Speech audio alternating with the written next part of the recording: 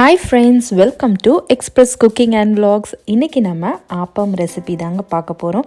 இந்த மெத்தடில் ட்ரை பண்ணி பாருங்கள். உங்களோட ஆப்பமும் இந்த மாதிரி பர்ஃபெக்டாக வரும். வாங்க வீடியோக்குள்ளே போகலாம். ஃபஸ்ட்டு அரிசியை ஊற வச்சிடலாம். 2 கப் பச்சரிசி எடுத்துருக்கிறேன்.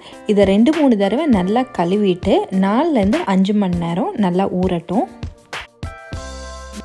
5 மணி நேரம் ஆயிடுச்சு. நம்ம இப்போ மாவு அரைச்சிடலாம். ஒரு மிக்ஸி ஜாரில் நம்ம ஊற வச்சுருந்த அரிசியை சேர்த்துக்கலாம். இதோட 1/2 கப்பு சாப்பாடு எடுத்துருக்கிறேன். நைட்டே சாப்பாடு மிச்சம் ஆகிடும் இல்லையா, அதில் 1/2 கப் தண்ணி ஊற்றி இந்த மாதிரி எடுத்து வச்சுருக்கிறேன். காலையில் உங்களுக்கு அரைக்கும் போது கரெக்டாக இருக்கும். நல்லா தண்ணியை வடிச்சிட்டு இந்த மிக்சியில் சேர்த்துக்கலாம். இந்த தண்ணியை கொட்டிடக்கூடாது. கொஞ்சம் கொஞ்சமாக நீங்கள் அரைக்கும் போது இதையும் சேர்த்துக்கலாம்.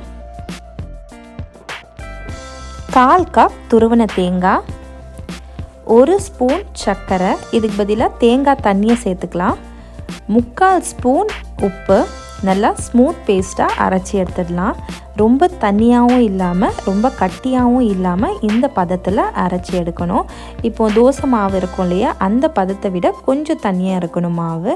ரொம்ப தண்ணியாகிடாமல் பார்த்துக்கோங்க. இந்த லெவலில் இருக்கணும். 6 மணி நேரம் இதை புளிக்க வச்சிடலாம். எப்படி நம்ம தோசை மாவுலாம் எப்படி புளிக்க வைப்போமோ அதே மாதிரி தான். மாவு நல்லா புளிச்சிடுச்சு. நீங்கள் ஆப்பம் சுடுறதுக்கு ஒரு 15 நிமிஷம் முன்னாடி 1/4 ஸ்பூன் ஆப்ப சோடா, பேக்கிங் சோடா தான், இதை நல்லா ஒரு வாட்டி கலந்து விட்டுடலாம். லைட்டாக பபிள்ஸாக மேலே வரணும். இப்போ ஆப்பம் சுட ஆரம்பிச்சிடலாம். 1/2 ஸ்பூன் எண்ணெய் விட்டுட்டு இதை நல்லா தொடச்சிட்டு இதில் ஆப்பம் சுட ஆரம்பிச்சிடலாம். ஒரு கரண்டி மாவை எடுத்துட்டு இந்த மாதிரி நல்லா எல்லா இடத்துக்கும் படர்ற மாதிரி நல்லா சுட்டுடலாம். இதை மூடி போட்டு மூடிட்டு திறந்து பார்த்திங்கன்னா இந்த மாதிரி வெளியில் கிறிஸ்பியாக நடுவில் பஞ்சு மாதிரி இருக்கும். இது நான்ஸ்டிக் இல்லை, இது இரும்பு கல் தான். பாருங்கள், ஒட்டவே இல்லை. ரொம்பவே சூப்பராக வந்துருச்சு ஆப்பம்.